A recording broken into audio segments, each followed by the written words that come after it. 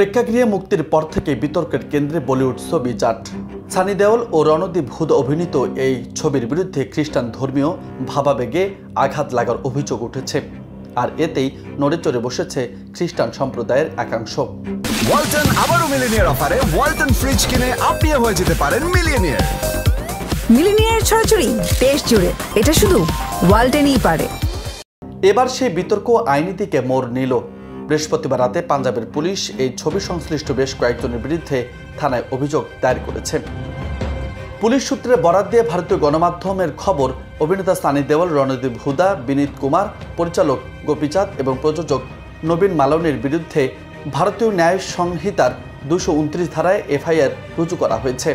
ওই ধারায় উল্লেখ করা হয়েছে, ইচ্ছাকৃতভাবে ও বিদ্বেষপ্রসূত কার্যকলাপে কোনো শ্রেণীর ধর্মীয় অনুভূতিতে আঘাত করা কিংবা ধর্মীয় বিশ্বাসকে অবমাননা করা দণ্ডনীয় অপরাধ। অভিযোগ খতিয়ে দেখতে পুলিশ প্রাথমিকভাবে 2 দিনের সময় চেয়ে নেয়। সেই পর্যালোচনার পরেই সদর থানায় এফআইআর দায়ের করা হলো।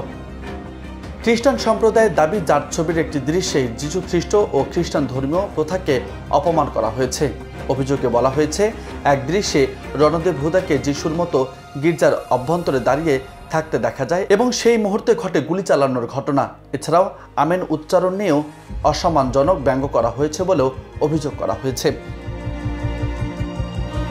নিউজ ডেস্ক, বার্তা 24।